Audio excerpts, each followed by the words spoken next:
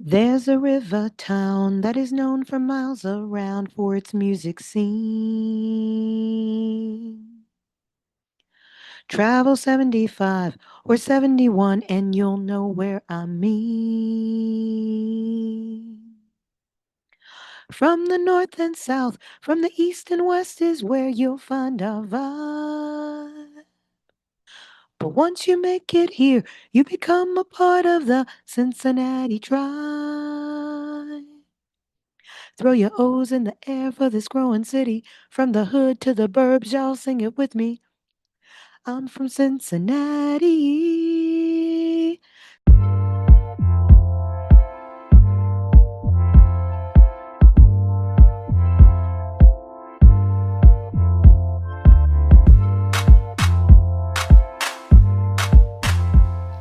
Hey everybody, it's just Jay. This is Cincinnati's Conscience, the only place in this city where citizens are the real celebrities. With me is not only a citizen celebrity, but someone I consider a friend. We go back a long time, and I'm just so honored and excited to share the journey here with our audience. And so, Kareem Simpson is the program manager for the Duncanson program, but also he's a creative, he's an author, he's an innovator, he's a conscious human. And we're going to talk about his why, his what, and his how. Oh, Green, thank you. Thanks for having me. This is definitely a pleasure. Come on, man. We go way back. Way I'm back, like so excited about this. This is going to be fun, especially being in a space where we met decades ago, or a decade Yes. ago. I don't want to age us too much. Yeah, please don't. So, Please don't. Well, let's start with the who. Who are you? Are you from Cincinnati? If not, how you found your way to Cincinnati? sure, Kareem Simpson. My artist's name is K.A. Simpson. Since we are here in the greater Cincinnati, I have to be specific, right? Say that. So I was born in Newport, Okay. a very proud Newportian, Yes. raised in Covington, Yeah. very proud Covingtonian, shaped in Cincinnati. So I lived in Cincinnati and over the Rhine in this area from about 2006 to about 2016. Yeah. So I still live in the Covington area. I'm an elected official across the river, I'm an appointed official, but I'm also a creative, like you said. So I work at the Taft Museum of Art, been there for several years, but I've been also an author for about 2 decades, and now kind of stepping into the spoken word space. Yes. You hear that? Citizen celebrity? I think so. So let's talk about the why.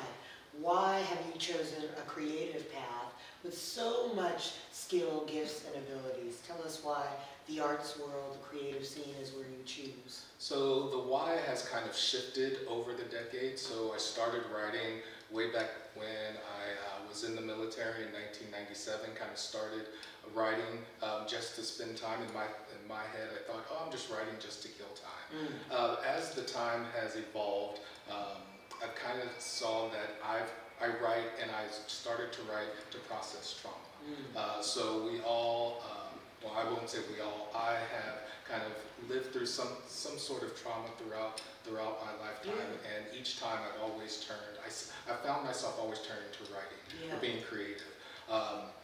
That's the big picture. Smaller picture is that I got tired of going to these entertainment spaces, like reading, watching television, and not seeing someone that looked like me being at the center of the narrative.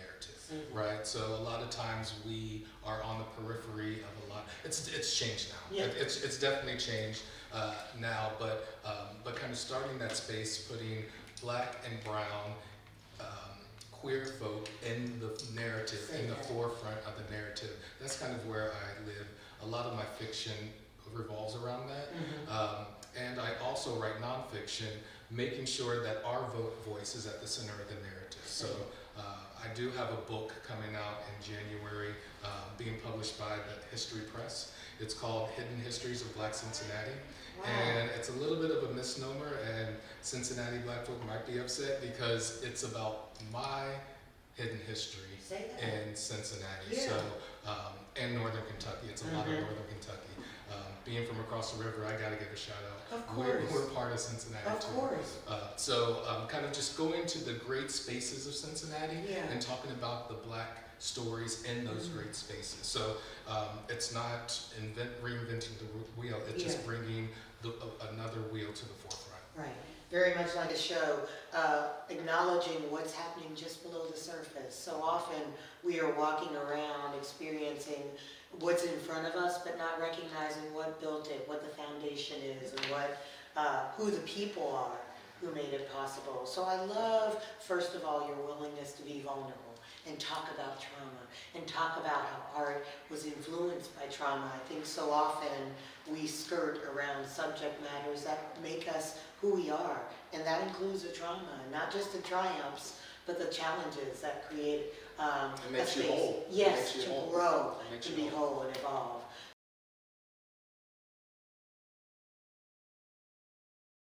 Confidence, style, and flavor in every move she shines, she inspires. And there's no denying she got the juice. Always fresh, always flowing. Misha got the juice. Get the juice today. Why you choose to use your creativity, your skill with words and writing, is a part of your professional identity. I think it's a great space to bring creativity into workplaces, into the non-creative spaces, right? Yeah. So I found that throughout my professional career, I have worked in social services. I've worked for-profits and both nonprofits, and I found the most success when I incorporate my inner creative into the work that I do, especially in social services. Yeah. Before I was at the Taft, I most recently left the Northern Kentucky Community Action Agency as their director of fatherhood. Yes. So using my inner creative to make that program succeed was great, and I just think I'm creating a space now on the Kenton County Planning and Zoning Commission. Very boring, right? Non-creative. Not boring. I love it. Yes. I love it, and especially when you get to bring in creative ideas, creative that. problem solving. Yep. Sitting on school boards, bringing creative problem solving into the mix. It helps everybody. It doesn't need to be all creative, but adding that creative space. And that's what I'm moving forward, trying to incorporate and to build this space and to build the capacity of having creative problem solving and creativity into those spaces that traditionally have not been creative. Wow. Yeah, I think what you're doing is not only casting a broad net, meaning speaking to people both who primarily use their left brain and their right brain, but also those who can see both sides of that. And so using platforms like the political and social arenas to really share your message around creative strategy. So let's talk about now. You're releasing a book in January. What else are you doing? This year has been pretty amazing, I guess, a little differently. So I released 3 books this year, this summer. A fiction book called The Curse of the Color Indigo, which is kind of so that's set in 1988, where a little black boy has these powers to solve crimes, and he uses it to solve a crime in Covington, Kentucky. Yeah. But I also kind of jumping on using your creativity. I also launched Mind Shift, which is a self-help book to help leaders use their inner creativity to be better leaders. I need that book. And so with that book and Curse of the Color Indigo, I took on tour this summer. Went to Lexington, Chicago, different places in Cincinnati, giving presentations on Mind Shift, and then I'll do another presentation, kind of reading from the Curse of the Color Indigo. Yeah. And then just recently, I was in Chattanooga. I performed at their Chattanooga Fringe Fest, where I debuted my last book that I released this year called You Should Have Been There, Things That Sounded Funnier in My Head. So it's a series of spoken word pieces that is combined with a little bit of memoir for each one. So kind of I have I created some things from my journal. I themed it. I took some things from my journal and connected it with the spoken word piece. So Oh, I love that. those three came out this summer. Yeah. And so I've been doing the thing you do to promote your book this summer and to get people out and let people know that creativity is not an isolation. Right. It's not an either or an either or. You can be both. And you can still bring creativity to the table instead of having creativity knocking at the door once everything's been said and done. Oh, I love everything that you are doing. And for me, being blessed and fortunate to watch your walk over these many years, to see it not culminate because the walk continues, but like celebrate this time, this moment in which you are like now able to share more broadly, not just your experience, but the journey of growth and art. So let's talk about how people can find you. I would like to just say briefly that I am privileged enough to be on the Duncanson Society and work with you. Is there any programming that people should be aware of? Definitely. We are actually celebrating our 40th anniversary of the program. So in 2026, we're going to be doing a lot of different things to celebrate the 40th anniversary of the Artist in Residence program, which the first Artist in Residence was 1986 with Nikki Giovanni. And then we just talked with Asha Ama, who was one of our past Duncanson Artist in Residence. But we're bringing them all back. We're trying to get a collection of interviews and videos from them. And there's also some programming that's going to be around that.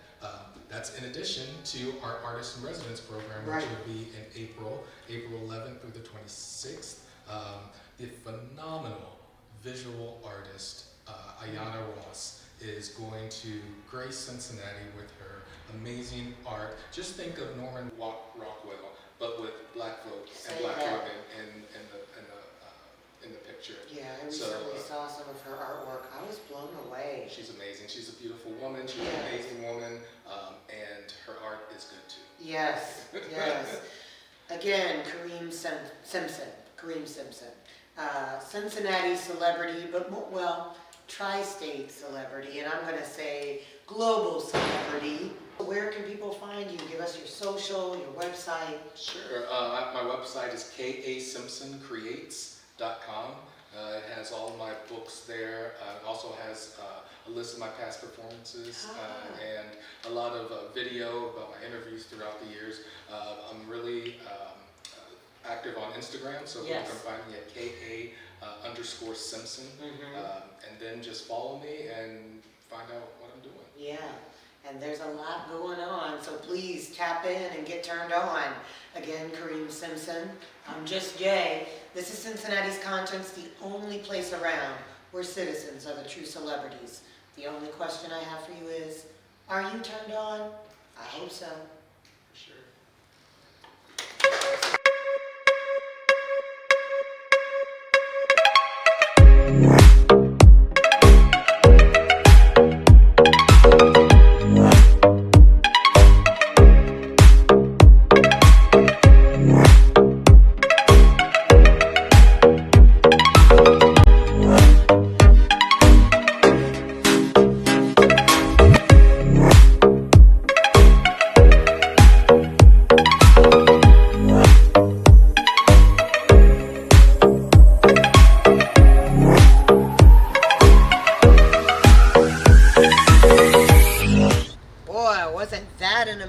Episode. I want to thank Kareem Simpson, a true citizen celebrity, for taking the time out of his schedule to talk to us about the TAF, being an author, and how he transforms trauma into triumph.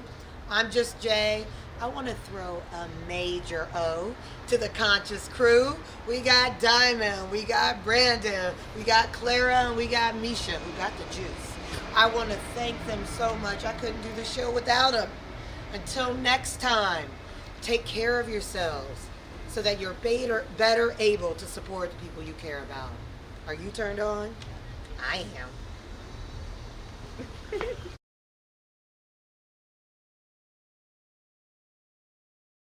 I'm from Cincinnati. Skyline, Kroger, Grippo, and Graders. I'll catch you there later. You're in the natty. Some say a city of sinners, but I say we're winners. Let's hear it, the natty, natty,